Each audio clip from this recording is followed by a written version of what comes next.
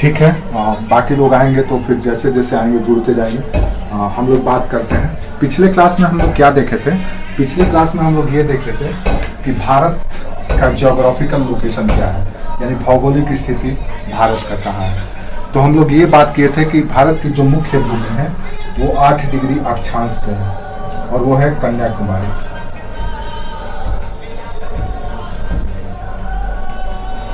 कन्याकुमारी भारत का सबसे दक्षिणतम बिंदु है और सबसे उत्तरतम बिंदु क्या है? इंदिरा कॉल। ठीक है, तो हम ये देखे थे। फिर ये देखे थे कि भारत के पड़ोसी देश कई हैं जिसके साथ भारत की सीमा लगती है। तो टोटल कितने देश के साथ भारत का स्थल सीमा लगता है, या स्थलीय बाउंड्री टोटल कितने देशों के साथ है? कितने देशों के साथ है?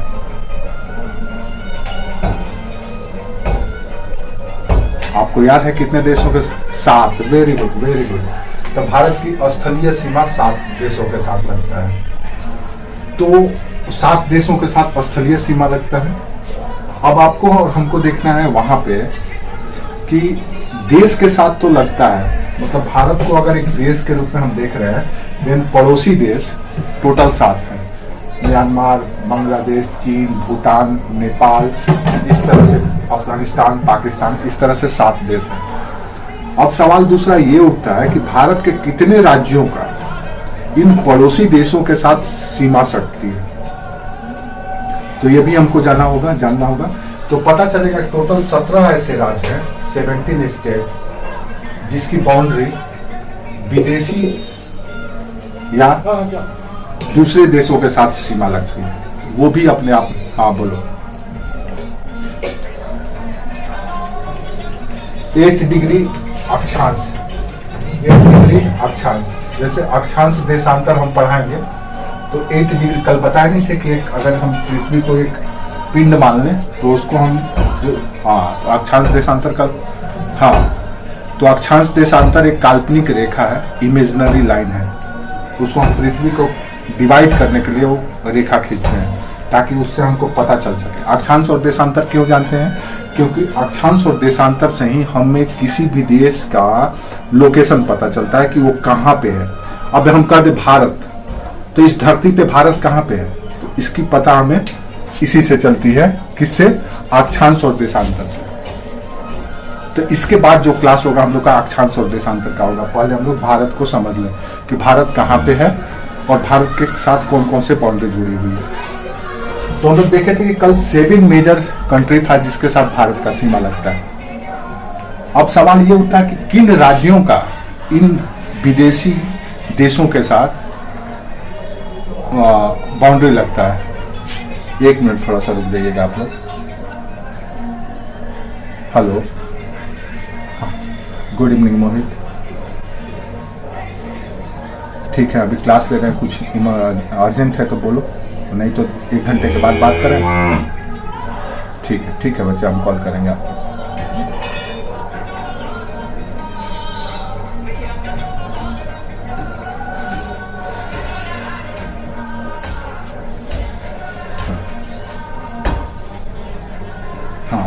तो हम ये बोल रहे थे कि हम लोग ये देखे थे कि कुल 7 देश था, जैसे इधर पाकिस्तान, अफगानिस्तान, चाइना, नेपाल, भूटान और इधर बांग्लादेश और इधर म्यांमार। इन 7 देशों के साथ भारत का सीमा लगता है। अब दूसरा सवाल ये उठता है कि किस देश के साथ किस राज्य का सीमा लगता है, ये भी आपको जान लेना चाहिए, है ना, कि किस देश के साथ किस राज्य का सीमा लगता है। एक एक करके हम लोग देखते हैं। सबसे पहले हम देखते हैं बंगाल का, कि बंगाल राज्य का किसके साथ सीमा लगता है। समझ में आ रहा है हम क्या बोल रहे हैं?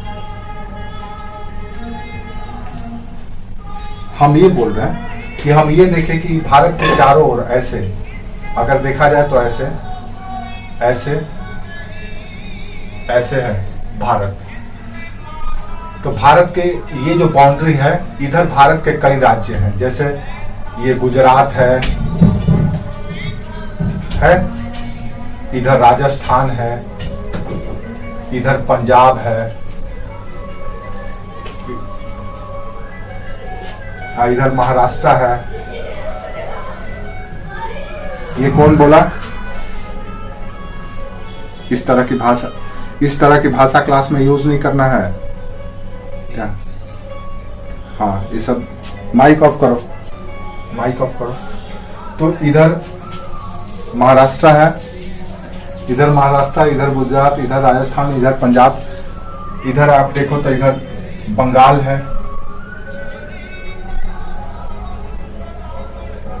इधर असम है। इस तरह से कल जो हम मैप देखे थे एक रफ, अब इन राज्यों का अलग अलग जो राज्य देख रहे हैं, उत्तराखंड है, हिमाचल है, अरुणाचल है, सिक्किम है, इस तरह।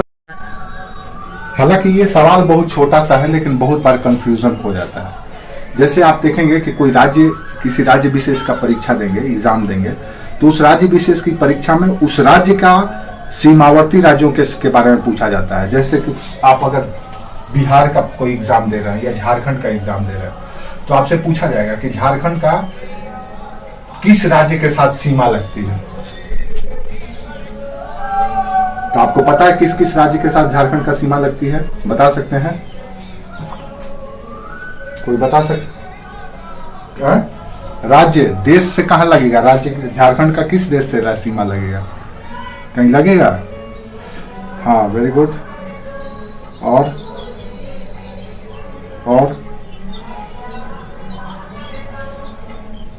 कल वाला खा गए, छत्तीसगढ़ खा गए। तब तो ये अपने आप में सवाल है। अब आपको पता ही नहीं है, देन गलती करके चले आएंगे आप, और आपका 1 नंबर कट जाएगा, और 1 नंबर की वजह से हो सकता है रिजल्ट खराब हो जाए। इसलिए इसको जेहन में रखना, और ये जानना जरूरी है, आपसे पूछा जाएगा। तो पहला जो हम लोग देख रहे हैं कि बंगाल का किस देश के साथ, न कि राज्य के साथ। राज्य के साथ का आपने जवाब दिया कि झारखंड का इन राज्यों के साथ सीमा लगता है। अब हम पूछे कि झारखंड का किस देश के साथ लगता है, तो किसी देश के साथ नहीं लगता है। झारखंड पूरी तरह से इंटर लैंडलॉक्ड स्टेट है, चारों तरफ से भूमि से सीमाबद्ध है, उसके किनारे कोई समुद्री स्थल नहीं है, समुद्र का किनारा नहीं है, ना तो किसी देश का सीमा है। ठीक है। अब एक और टर्म आप याद रखिएगा, एक और सवाल पूछा जाता है कभी कभी, लैंडलॉक्ड स्टेट या लैंडलॉक्ड कंट्री, यानी कि वो राज्य और या वो देश जिसके चारों तरफ से भूमि सीमा बनाती है, ना कि जल। अब अगर हम लैंडलॉक्ड स्टेट कहेंगे तो कौन सा होगा? बिहार होगा, झारखंड होगा, उत्तर प्रदेश होगा, ये सब लैंडलॉक्ड है। राजस्थान है, क्योंकि इसके किनारे कोई समुद्र नहीं है। लेकिन जैसे ही आप आएंगे बंगाल, उड़ीसा, आंध्र प्रदेश, तमिलनाडु, केरल, गोवा, कर्नाटका, महाराष्ट्र, गुजरात, ये सब के सब किस तरह के स्टेट है? जिसकी बाउंड्री समुद्र से लगती है, ओशन से, सी से लगता है। समझ में आया? कल हम लोग मैप में देखे थे ना कि कहां पे समुद्र है, सागर है, कल बताए थे ना। हाँ, तो वो भारत को ऐसे समझना है। अब दूसरा जो अहम सवाल है जो आपको जानना चाहिए, वो सवाल ये है कि जो 7 राज्य हैं, 7 देश हैं और 17 स्टेट हैं, इन 17 स्टेट का इन 7 राज्यों के साथ किसका किसका बाउंड्री लगता है। तो चलिए देखते हैं सबसे पहले बंगाल का, कि बंगाल की सीमा किस किस देश के साथ लगती है। तो बंगाल की सीमा मुख्यतः 3 देशों के साथ लगती है। कैसे? एक तरफ है बांग्लादेश। अगर आप इसको बांग्लादेश समझे, बांग्लादेश कुछ ऐसे है, और इधर ये बंगाल है, ऐसे पश्चिम बंगाल। पहले ये बंगाल का ही हिस्सा था बांग्लादेश, इसको पूर्वी बंगाल कहा जाता था, इसको पश्चिमी बंगाल। 1905 में इसका डिवीजन किया गया था लॉर्ड कर्जन के द्वारा पहली बार। बाद में ये 1971 जब भारत का विभाजन हुआ तो ये मुस्लिम बहुल इलाका था, मुसलमानों की संख्या यहाँ पे। हाँ बोलो।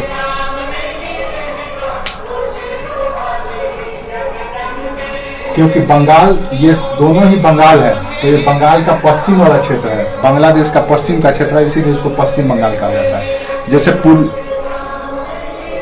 ऐसे समझ लो, ये झारखंड है, ठीक है, ये पूरा झारखंड है, अगर हम कहें पश्चिमी झारखंड में रहते हैं हम, तो कहाँ होगा? यानी कि पश्चिमी झारखंड करने का मतलब है कि ये इलाका पश्चिमी झारखंड है। पूर्वी झारखंड क्या होगा? तो ये इलाका पूर्वी झारखंड। उत्तरी झारखंड कौन होगा? तो इसके ऊपर का इलाका उत्तरी झारखंड होगा। दक्षिणी झारखंड कौन होगा? तो ये होगा। अब हम कहें कि उत्तर पूर्वी झारखंड, तो उत्तर पूर्वी झारखंड ये होगा। हम कहें उत्तर पश्चिमी झारखंड, तो उत्तर पश्चिम झारखंड ये होगा। हम कहें दक्षिण पूर्वी झारखंड, तो दक्षिण पूर्वी झारखंड ये होगा। हम कहें दक्षिण पश्चिम झारखंड, हम कहें दक्षिण पूर्वी झारखंड, तो दक्षिण पूर्वी झारखंड ये होगा। समझ में आया? तो अब उसी तरह से बंगाल को, पूरे बांग्लादेश और बंगाल को मिला लिया जाए, अगर अभी का पश्चिम बंगाल और अभी का बांग्लादेश, इन दोनों को मिला दिया जाए, तो ये पहले बंगाल था। और बंगाल में सिर्फ बंगाल ही नहीं था, बिहार, झारखंड और उड़ीसा सब बंगाल प्रांत में ही आता था। मुगलों के समय में बंगाल सूबा था। ब्रिटिशर्स काल में भी ऐसे ही फॉर्म में था, बाद में धीरे धीरे अलग होना शुरू हुआ। तो 1905 में पहली बार बंगाल का विभाजन किया गया, और ये पूर्वी बंगाल, ये पश्चिमी बंगाल हो गया, जिसमें असम का सिलहट का क्षेत्र भी शामिल था। ये मुस्लिम बहुल इलाका था। तो जब फ्रीडम फाइटिंग चल रहा था, स्वाधीनता संघर्ष जब चल रहा था, तो उस दौरान वोटिंग हुआ, रेफरेंडम हुआ कि कौन लोग पाकिस्तान में शामिल होना चाहते हैं। तो जहां जहां मुस्लिम आबादी थी, उन्होंने वोट किया कि हम पाकिस्तान में जाना चाहते हैं। तो वो सारे क्षेत्र को पाकिस्तान के रूप में डिक्लेयर कर दिया गया। तो ये बंगाल का क्षेत्र, जो अभी बांग्लादेश कहलाता है, ये मुस्लिम बहुल इलाका था, देने पाकिस्तान बन गया। ये इलाका इधर, ये सारा इलाका पाकिस्तान बन गया। कश्मीर को भी पाकिस्तान में शामिल करने के लिए लड़ाई हुआ। इधर जो आंध्र प्रदेश का हैदराबाद है, ये भी पाकिस्तान में जाना चाहता था। इसी तरह से जूनागढ़ और कई सारे स्टेट थे जो पाकिस्तान में शामिल हो जाना चाहते थे, क्योंकि यहाँ पे मुस्लिम राज्य था, मुस्लिम बहुल आबादी था। तो ये पाकिस्तान था। 1971 में ये पाकिस्तान से स्वयं को अलग कर लिया। कौन? बांग्लादेश सेपरेट हो गया और इंडिपेंडेंट हो गया। अब ये बांग्लादेश हो गया, इधर पाकिस्तान हो गया। गांधी को गोली मारने का वजह यही था। नाथूराम ने जो गांधी को गोली मारने का वजह यही था, क्योंकि गांधी ये इस शर्त पे पाकिस्तान के साथ, मोहम्मद अली जिन्ना के साथ ये समझौता करने को तैयार हो गए थे कि हम 10 किलोमीटर चौड़ा एक गलियारा देंगे, ऐसे, जो आपको पश्चिमी पाकिस्तान को पूर्वी पाकिस्तान से जोड़ेगा। अब कल्पना करो, हो सकता है आज जिस जीटी रोड पे आप चल रहे हैं, उस जीटी रोड पे, ग्रैंटेक रोड, जो NH2 है आपका, कलकत्ता से लेकर के पंजाब तक जो गया हुआ है, वो रोड आज पाकिस्तान के कब्जे में होता है। और वही रोड नहीं, 5 किलोमीटर नॉर्थ और 5 किलोमीटर साउथ का एरिया पाकिस्तान का होता है। पाकिस्तान के लोग यहाँ से यहाँ तक जाते हैं, और इस किनारे बसते भी। अब कल्पना करो, अगर ये बसते तो धीरे धीरे फैल करके पूरे भारत में फिर से बस जाते, और उनका एक अलग राज्य भी होता, देश भी होता, और आपके देश में भी फैलते। नाथूराम ने इसी वजह से गांधी को गोली मारा था। और भी कई कारण थे, लेकिन एक मुख्य कारण ये भी था। 1971, हाँ बोले, गांधी जी युवाओं के लिए बुरे थे। जी जो लाचार थे, जिनमें क्षमता नहीं थे, उनके लिए गांधी जी पूजनीय थे। युवा के लिए गांधी कभी पूजनीय नहीं है। युवाओं के लिए सुभाष पूजनीय थे, युवाओं के लिए भगत सिंह पूजनीय थे, युवाओं के लिए सुखदेव राजगुरु पूजनीय थे, चंद्रशेखर आजाद पूजनीय थे। गांधी कभी युवाओं के फॉलोअर, गांधी का फॉलोअर कभी युवा नहीं हुआ है देश का। बूढ़े बुजुर्ग हुए जो असक्षम थे। नहीं तो युवा तो अपना अलग मोर्चा लेकर के लड़ रहा था। गांधी की वजह से देश को आज़ादी थोड़ी ना मिली है, वो तो सुभाष के वजह से मिला है। हमको भले पढ़ाया जाता है कि गांधी की वजह से मिला है, गांधी की वजह से देश को आज़ादी नहीं मिली है, सुभाष की वजह से मिला है।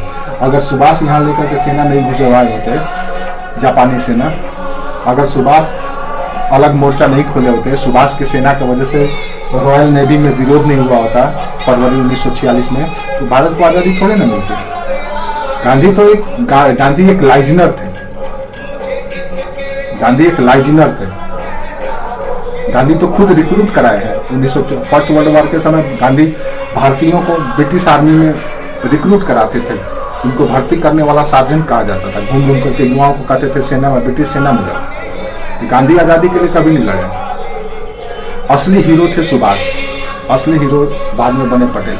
मतलब जो युवा वर्ग था, रेवोल्यूशनरी जिसको इतिहास में कहा जाता है, क्रांतिकारी, वो वर्ग था जो लड़ा, प्राण की आहुति दी। 14-14, 15-15 साल सूर्य सेन था, व्योमेश चंद्र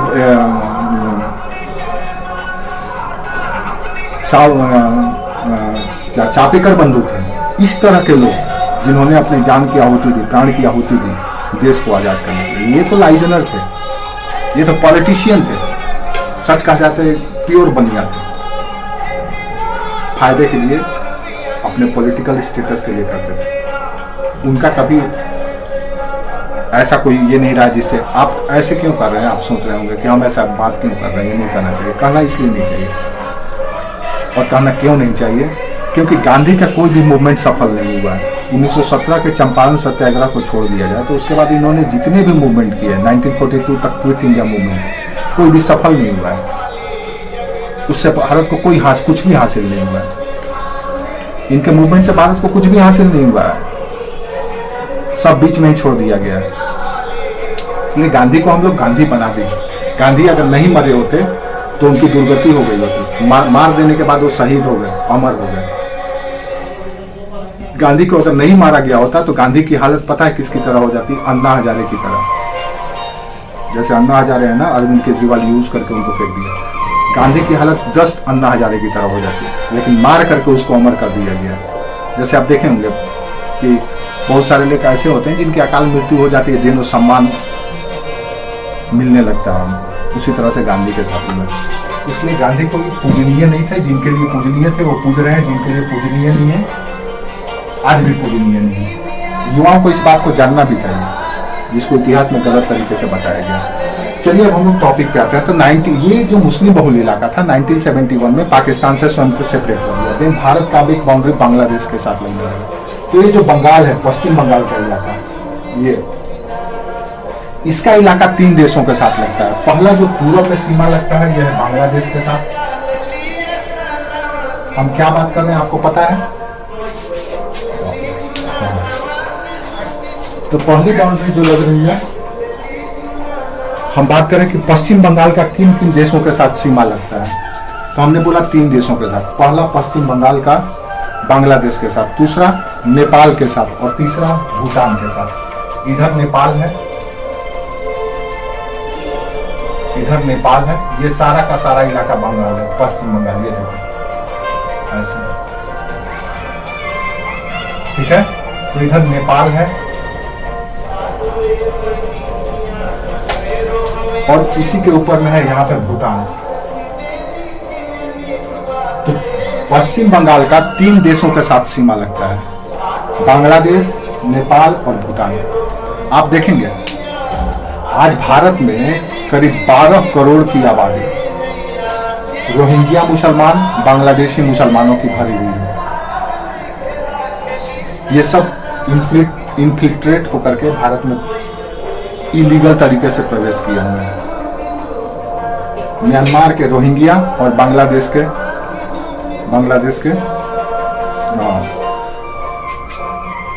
मुसलमान, क्योंकि यहाँ पे इन देशों के साथ सीमा लगी हुई है, ठीक है। दूसरा है स्टेट, आप देखे होंगे यहाँ पे अरुणाचल प्रदेश है। हम कल बताए थे, ये असम का क्षेत्र है, ये अरुणाचल प्रदेश। अब अरुणाचल प्रदेश के साथ किसका किसका सीमा लगता है? दूसरा पश्चिम बंगाल का हो गया। अरुणाचल प्रदेश के साथ मुख्यतः 3 देशों के साथ सीमा लगता है। किसका किसका? ये सारा इलाका चाइना का है यहाँ तक। तो पहला जो लगता है चाइना से, दूसरा इधर का इलाका है म्यांमार का या बर्मा का, और तीसरा यहाँ पे है भूटान। 3 देशों के साथ अरुणाचल प्रदेश का सीमा लगता है। उत्तर में चाइना, पूर्व में म्यांमार और पश्चिम में भूटान, ठीक है।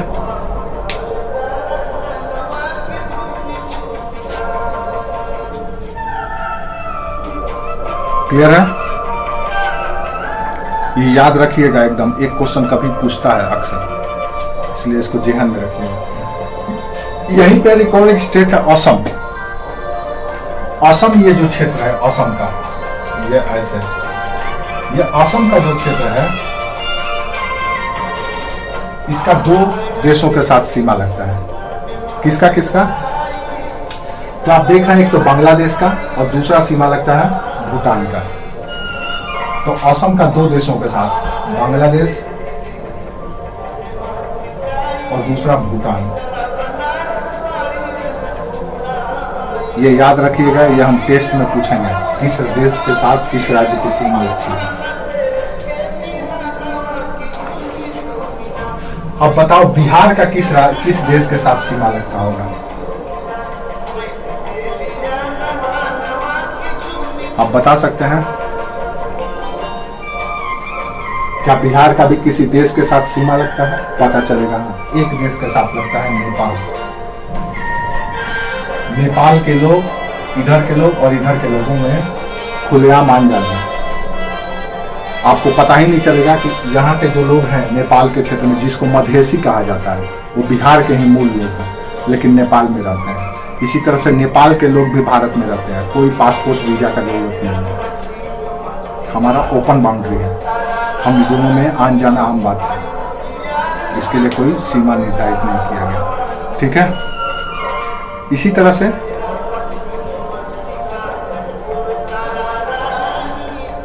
यहाँ पे आपको पता है मिजोरम है, मणिपुर, मिजोरम कल देखे थे हम लोग, याद है ना? मिजोरम के साथ दो देशों का सीमा लगता है। 7 सिस्टर स्टेट कल बताए थे ना? किसका किसका? तो इसके दो, इधर पश्चिम में लगता है, पूरब में लगता है म्यांमार के साथ और पश्चिम में लगता है बांग्लादेश के साथ। पूरब में म्यांमार के साथ और पश्चिम में बांग्लादेश के साथ सीमा लगता है। किसका? मिजोरम का।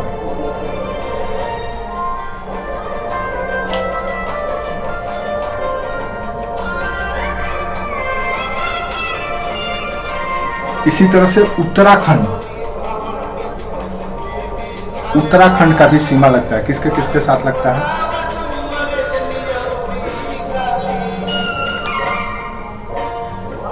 बता सकते हैं? तो उत्तराखंड का दो ही कंट्री से लगता है, एक चाइना से और दूसरा इधर नेपाल से। यहाँ पे उत्तराखंड है, ऊपर में अगर आप लोग को दिख रहा होगा तो ठीक हिमाचल प्रदेश के नीचे दाहिने तरफ उत्तराखंड है, जो उत्तर प्रदेश से कट करके बना है। वर्ष 2000 में कितने राज्यों का सृजन हुआ था, याद है?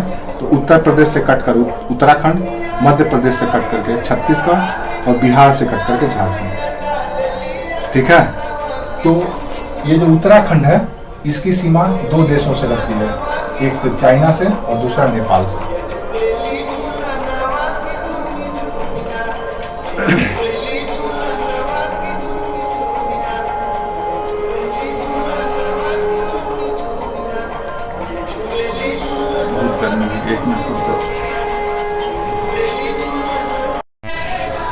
ठीक है, अब अगर हम पूछ हाँ बोलो।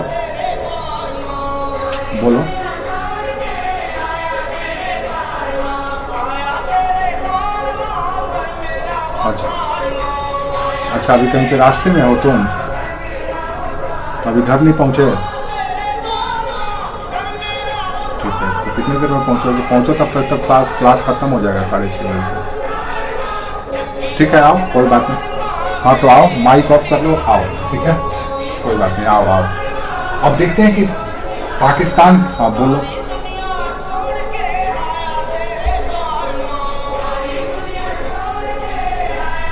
ठीक है सर, अब देखते हैं हम लोग कि पाकिस्तान के साथ भारत के किस किस राज्यों की सीमा लगती है, किस किस राज्यों की सीमा लगती होगी, आपको पता है?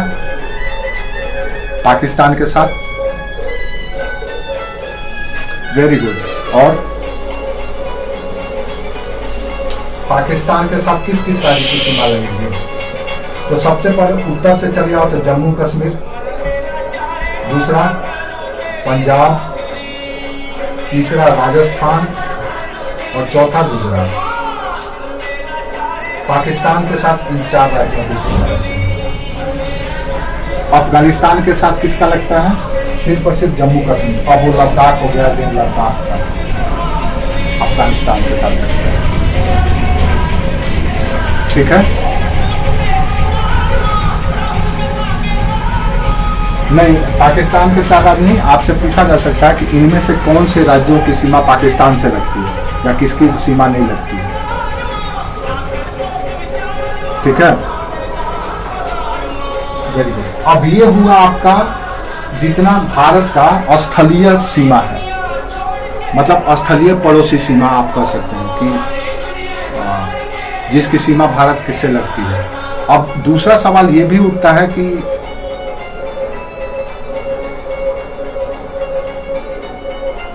अच्छा जम्मू कश्मीर का किससे चाइना के साथ भी लगता है, अफगानिस्तान के साथ भी लगता है, चाइना के साथ बताए थे। पाकिस्तान के साथ तो लगता ही है, देख लो कौन कौन सा जम्मू कश्मीर के साथ लगता है। J&K 3 देश है, पाकिस्तान, अफगानिस्तान आपको पता ही है, और तीसरा चाइना जम्मू कश्मीर का लगता है। 3 देशों के साथ। अब ये तो हुआ स्थलीय सीमा। अब दूसरा है जलीय सीमा। ये तो स्थल का सीमा हुआ पड़ोसी देश के साथ। क्या जल की सीमा भी किसी पड़ोसी देश कोई देश है तो पता चलेगा। हाँ, कौन कौन सा? तो यहां पर है श्रीलंका और इधर है मालदीव। तो 2 जलीय पड़ोसी देश भी है भारत के, ये मालदीव और इधर श्रीलंका। 2 पड़ोसी देश हैं जिसके साथ भारत की जलीय सीमा लगती है। ठीक है, भारत की जलीय सीमा, जल सीमा यानी कि वाटर बाउंड्री, यानी कि एक वाटर बाउंड्री भी होता है ना, जैसे ये तो स्थल बाउंड्री है, स्थल से जुड़ा हुआ है। अब सागर जल से जो जुड़ा हुआ 2 देश है जहां से भारत का अलग होता है, तो इधर है श्रीलंका और इधर है मालदीव। ठीक है, यहाँ पे भारत के कई सारे द्वीप समूह हैं, जैसे यहाँ पे द्वीप समूह अंडमान निकोबार है ना, अंडमान निकोबार। उसी तरह से यहाँ पर भी है लक्षद्वीप जिसको कहा जाता है, जिसकी राजधानी जिसकी राजधानी है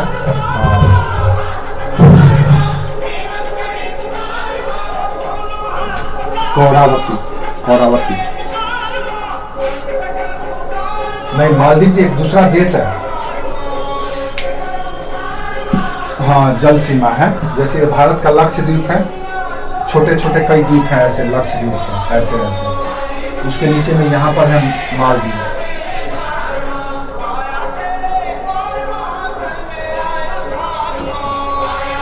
हाँ, ये भारत का अपना है, सीमा नहीं है, भारत का ये अपना है, सीमा है, ये पड़ोसी देश है ये मालदीव।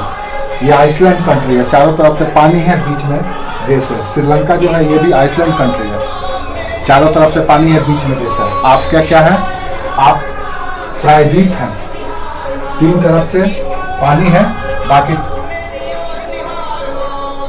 स्थल। लेकिन इसके साथ ऐसा नहीं है, ये चारों तरफ से पानी से घिरा हुआ है, ये भी चारों तरफ से पानी से घिरा हुआ है।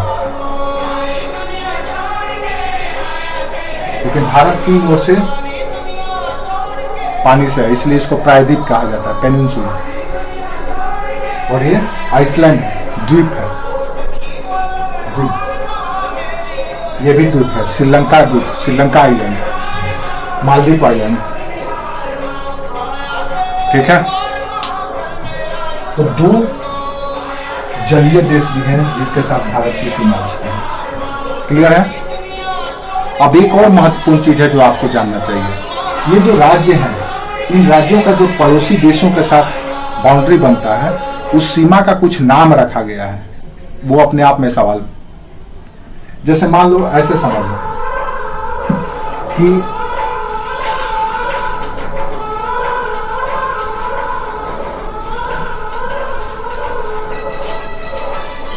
मान लो इधर पाकिस्तान है, ये पाकिस्तान है, और इधर भारत है, इंडिया है। तो इन दोनों के बीच में जो बाउंड्री है, इस लाइन को क्या कहा जाता है, वो भी अपने आप में सवाल है। जैसे हमने बताया था कितना किलोमीटर है, बताया था ना कल, कितना किलोमीटर की बाउंड्री है, सीमा है। अब उस सीमा को किस नाम से पुकारा जाता है, ये भी अपने आप में सवाल है।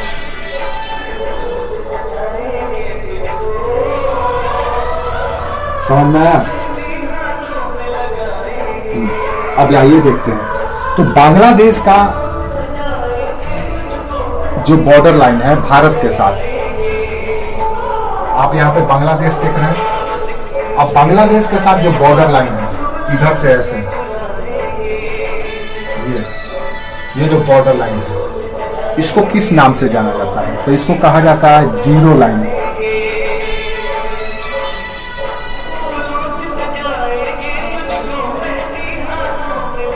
इसको क्या कहा जाता है? Zero line. अब आपसे पूछा जाएगा कि जीरो लाइन भारत का किस देश के साथ के सीमा को बताती है? तो बांग्लादेश के साथ। बांग्लादेश के साथ, वेरी गुड। किस राज्य के पास से खींचा गया है? ये त्रिपुरा के पास है। त्रिपुरा और बांग्लादेश के पास जो बांग्लादेश की सीमा है, उसको जीरो लाइन कहा जाता है। ठीक है। अब दूसरा एक और लाइन देखो, ये लाइन याद रखना है, अपने आप में सवाल है, पूछा जाएगा। भारत का और चाइना के बीच, विशेष करके ये जो अरुणाचल प्रदेश का क्षेत्र है, आप मैप में कल याद होगा तो देखे होंगे, ये जो अरुणाचल प्रदेश का क्षेत्र है, उत्तर पूर्व का, और इधर ये चाइना का इलाका है। तो भारत और अरुणाचल प्रदेश के जो सीमा है, इस सीमा को कहा जाता है मैकमोहन लाइन।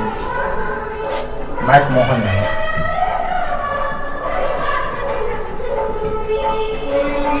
आपसे पूछा जाएगा मैकमोहन लाइन किस देश और के बीच की सीमा है? तो यह है अरुणाचल प्रदेश और चाइना के बीच की सीमा को मैकमोहन लाइन कहा जाता है। ठीक है।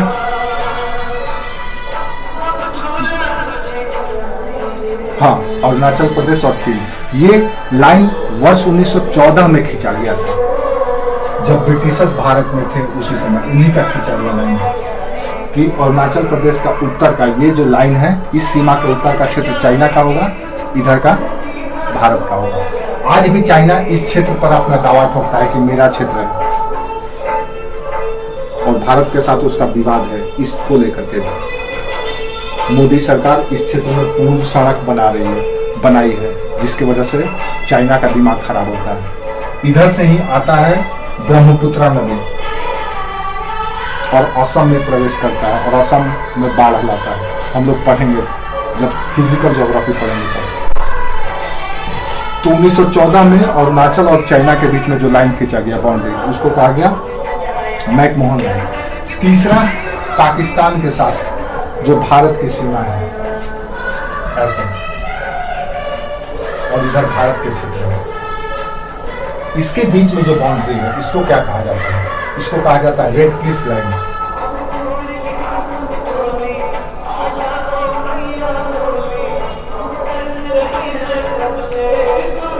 कहां से गुजरता है? तो ये जितने भी बाउंड्रियल स्टेट है या फ्रंटियर स्टेट है भारत का, जम्मू कश्मीर, पंजाब, राजस्थान एंड गुजरात, यानी कि पाकिस्तान यहां से लेकर के यहां तक, और भारत के बीच जो सीमा है, इस लाइन को कहा जाता है red Cliff line. Red Cliff महोदय ने खींचा था। कब खींचा था? 1947 में,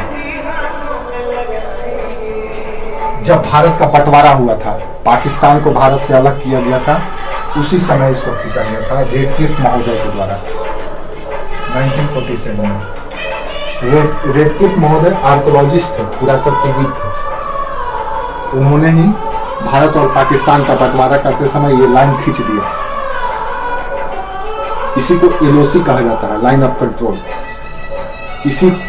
इसके पार अगर इधर आ गया दिन कोई भी पाकिस्तानी गिरफ्तार हो जाएगा, और अगर कोई भारतीय उधर चले गया दिन भारतीय गिरफ्तार हो जाएगा। इसके बीच में बाड़ लगाया गया है, फेंसिंग। हाँ, एलओसी का मतलब होता है लाइन ऑफ कंट्रोल, और एक होता है एक्चुअल लाइन ऑफ कंट्रोल। ठीक है, तो एलओसी है लाइन ऑफ कंट्रोल। अब होता क्या है कि युद्ध जब होता है कोई दो देशों के बीच में, तो वो देश किसी दूसरे देश के सीमा में प्रवेश कर जाता है और उसका कब्जा में चले जाता है, तो उसको हम कहते हैं एक्चुअल लाइन ऑफ कंट्रोल, यानी जिसके नियंत्रण में जो क्षेत्र है। तो रियल में लाइन ऑफ कंट्रोल जो आपका है वो है रेड क्लिफ लाइन। ठीक है, 3 देशों के साथ भारत का कोई लाइन नहीं खींचा गया है, नेचुरल बाउंड्री है, वो है हिमालय पर्वत। हिमालय के उस पार, वो हिमालय के इस पार पर्वत हमारा बाउंड्री बनाता है। कौन कौन सा देश? तो यहां पे देखें, नेपाल, भूटान और एक और देश है, नेपाल, भूटान और म्यांमार। हाँ, ये 3 ऐसे देश हैं, म्यांमार, जिसके साथ हमारा कोई सीमा नहीं है, वो नेचुरल बाउंड्री है। प्रकृति ने जो बाउंड्री बना दिया है, पर्वत, नदी, यही है, उस पार हो इस पार हो, और हम लोगों के बीच में कोई विवाद नहीं है, कोई कंट्रोवर्सी नहीं, सब कुछ अच्छे तरीके से चल रहा है। ठीक है, तो ये आपको जानना चाहिए, जो बहुत महत्वपूर्ण है। यहां तक कुछ डाउट किसी तरह का?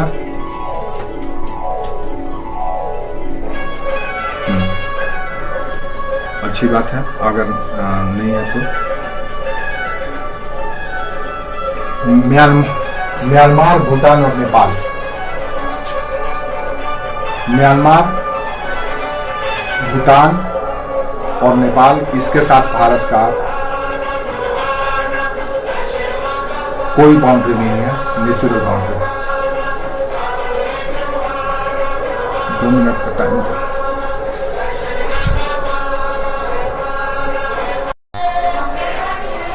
अब आगे चलते हैं, इसी भारत को देखते हैं और कुछ महत्वपूर्ण बातें।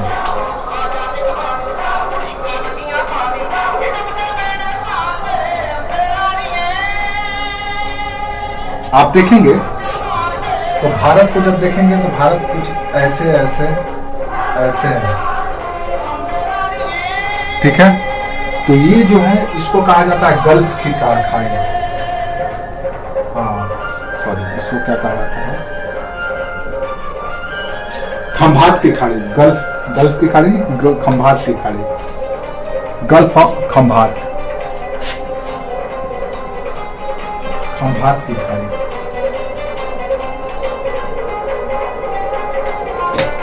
ठीक है, ये जो एरिया है जो गुजरात में पड़ता है, ये जो है ये एरिया, ये महाराष्ट्र और गुजरात दोनों में पड़ता है, खंभात की खाड़ी।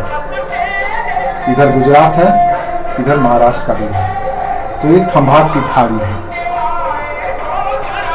ये जो एरिया है इसको कहा जाता है कच्छ की खाड़ी।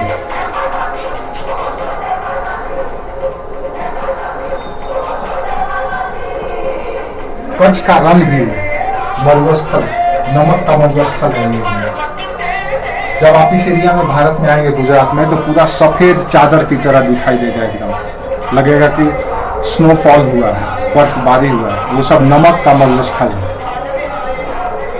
कच्छ के क्षेत्र। ये कहलाता है कच्छ की खाड़ी, और ये है बंगाल की खाड़ी, सॉरी खंभात की खाड़ी। इसी तरह से यहाँ पे कौन सा था, ये एरिया पे कौन सा खाड़ी था? बंगाल की खाड़ी, बे ऑफ बंगाल, बंगाल की खाड़ी।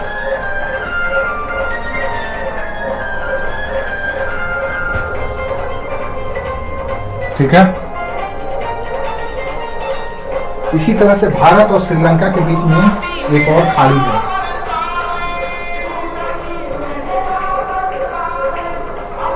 इसको कहा जाता है मन्नार की खाड़ी।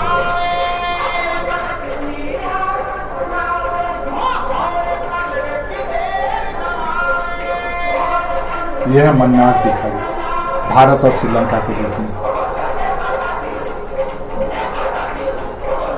इसी पे एक मन्नार द्वीप है, आइलैंड है, मन्नार आइलैंड। यहीं पे एक और द्वीप है, पंबन द्वीप, इसको मन्नार मान लो, ये मन्नार द्वीप और ये है पंबन द्वीप। इसी पंबन द्वीप पर है रामेश्वरम। रामेश्वरम, इसी रामेश्वरम से राम जी श्रीलंका की यात्रा पर निकले थे। इसीलिए यहाँ से लेकर के यहाँ तक एक पुल है जिसको राम सेतु कहा जाता है।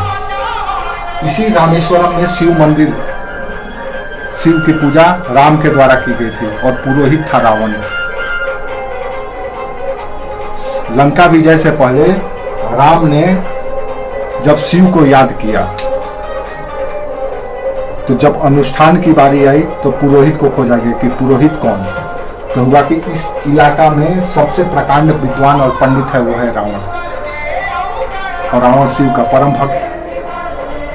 तो संदेश भेजा गया रावण के पास कि राम शिव की पूजा करने वाले हैं, पुरोहित बन के जाएंगे। बोले क्यों नहीं जाएंगे भाई, आप ही का वध करने के लिए, आप ही का लंका विजय करने के लिए। बोले वो बाद की बात है, वो करे चाहे नहीं करे, उनसे हो चाहे नहीं हो, लेकिन शिव की बात है, दिन हम जाएंगे। तो वो श्रीलंका से आया रामेश्वरम, रावण आए, पूजा कराए और पूरा स्नेह और आशीर्वाद दिए कि भैया आपकी मनोकामना पूर्ण है। अब ये कहानी है, इसी पंबन द्वीप पर है रामेश्वरम। कहाँ पे है? मन्नार की खाड़ी में।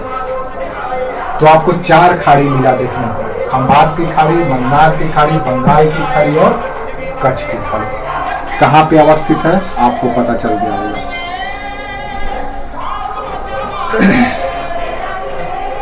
ठीक है,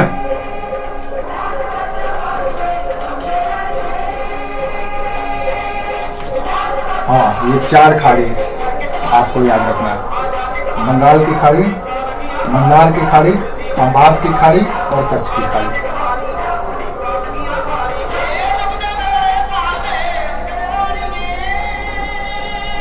ठीक है, एक और चीज याद रखो, श्रीलंका और पाकिस्तान, श्रीलंका और भारत के बीच जो जल है, वाटर बाउंड्री है, उसको पाक स्ट्रेट कहा जाता है।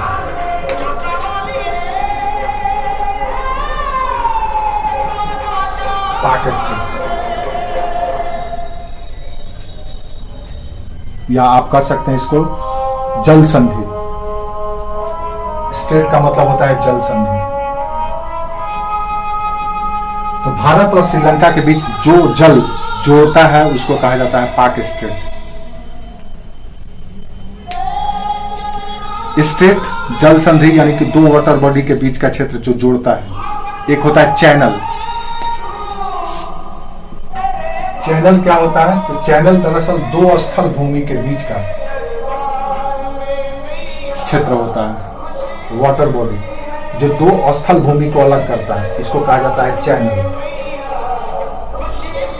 ठीक है, और जो 2 सागर के बीच के जो वाटर बॉडी होता है उसको कहा जाता है स्ट्रेट, जल संधि।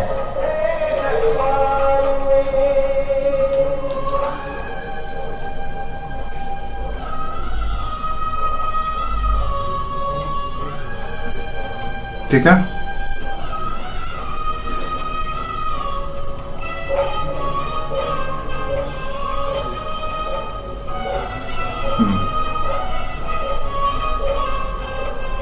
तो आज के लिए हम लोग इतना ही करेंगे। कल हम लोग फिर ज्योग्राफी में, प्योर ज्योग्राफी में इंटर करेंगे, आपको फिर समझ में आएगी। ये भारत का मोटा मोटी भारत के बारे में आप समझ गए।